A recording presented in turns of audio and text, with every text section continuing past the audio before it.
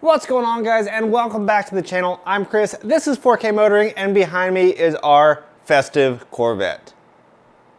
Now, if you guys have social media, I'm sure you've seen this trend going around where people are covering their cars in lights, maybe even adding a few more additions to it to make it kind of festive and interesting.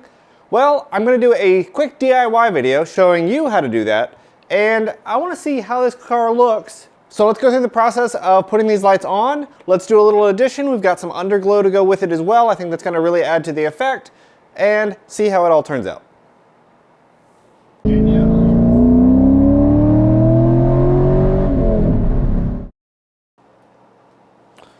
Okay, so the lights I got from Amazon here are these string lights, and this is a 2-pack. What it ended up being was each strand is about 433 feet, I believe, if I remember correctly, and 1,000 lights, which is more than I could find anywhere else. Amazon absolutely had the best prices. These lights themselves are actually pretty small. They don't stick up a whole lot, and they don't have a lot of surface area. While that kind of detracts a little bit from the Christmas light look, it does decrease wind resistance a whole lot, which was another thing I was concerned about, so these things don't get ripped off. I ended up getting a couple rolls of red masking tape, so it just matched the color of the car. Masking tape is usually pretty easy on the finishes, so easy to remove, and that's what we went with. Now, powering this setup is another big issue that people have, wondering how we get power to this. There's really two methods that I figured out that work really well. The one I go with most often is just using one of these portable power banks, but one that specifically has an AC inverter built into it. That way I can just plug into this battery specifically, not run off my car, and I can just leave this thing on. I don't have to worry about my battery running dry and wiring it up to the vehicle. So that is super easy. I also have a small inverter I got several years back, and I think I have a video of that I posted. If not, I'll leave a link to both of these things in the description below. You can have the inverter plugged into the cigarette outlet in the car and then just wire it in. Let's go ahead and look where the lights start and where they end. So most vehicles are going to have seals that are pretty flexible, especially for these really thin cords.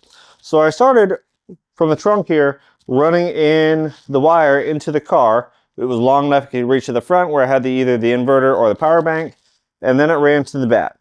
I wanted to get the outline of the car first, so I started getting the full outline all the way front, down the sides, front, and all the way around, and built in from there.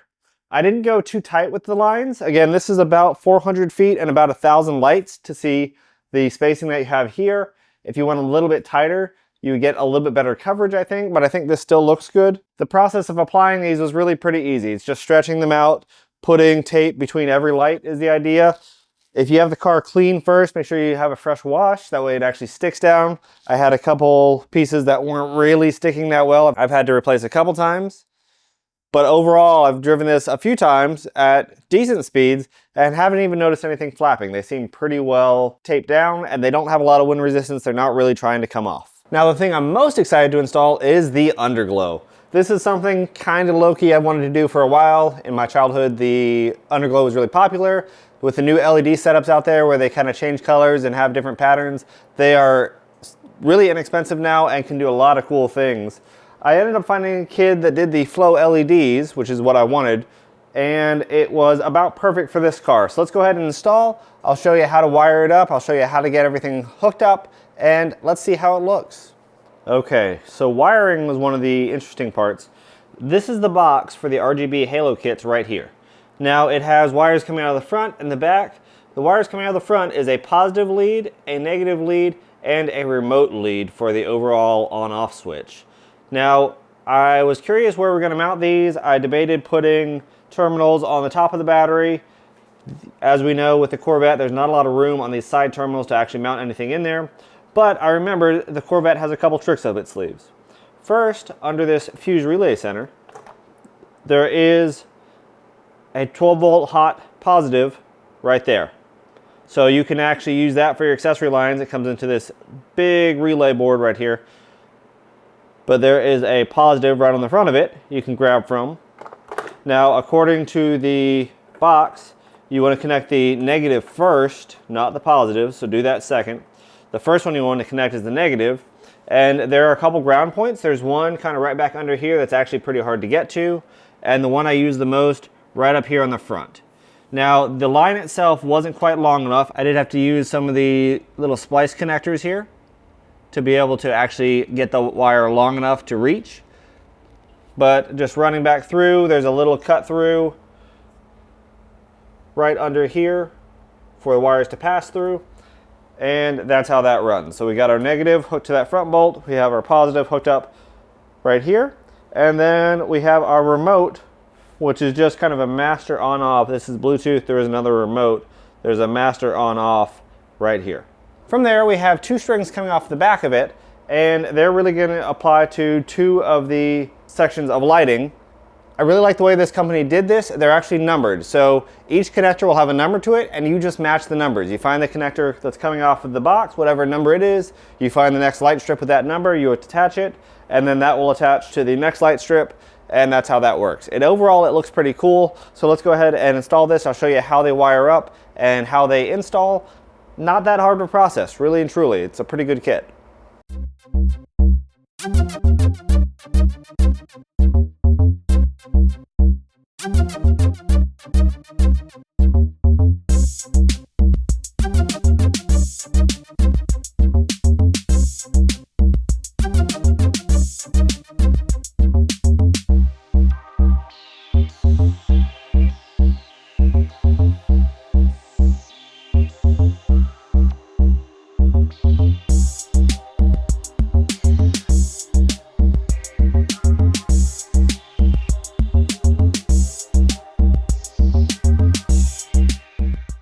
Well guys, we have it completed. Behind us is our 2001 Corvette with 1,000 Christmas lights on it. 1,000. It's about 400 feet or so. Again, I'll leave the link to the Amazon kit that I got down in the description below. There are lights that you can get at like Home Depot, stuff like that, but from what I found, they were far more expensive. And for something like this, I wasn't willing to spend that money on something that may blow away or get damaged. So these are awesome. They're rated for outdoors. They can take on rain and weather. I think they look pretty cool. They've got a bunch of different lighting modes from steady to different flashing modes. Make sure you check your local laws to see what you can get away with. Flashing, probably not a good idea in any state. When they're just on straight, they're dim enough that they're probably going to get by in a lot of jurisdictions, but make sure you look at your own area. The new Underglow looks amazing.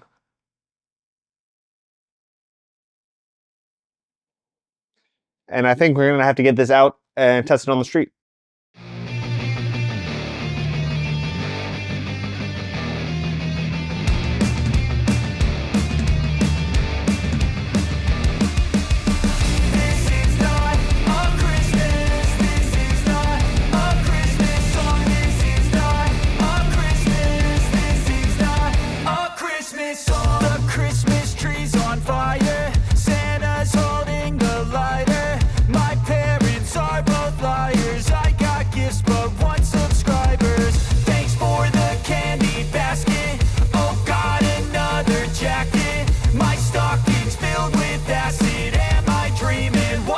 Happened.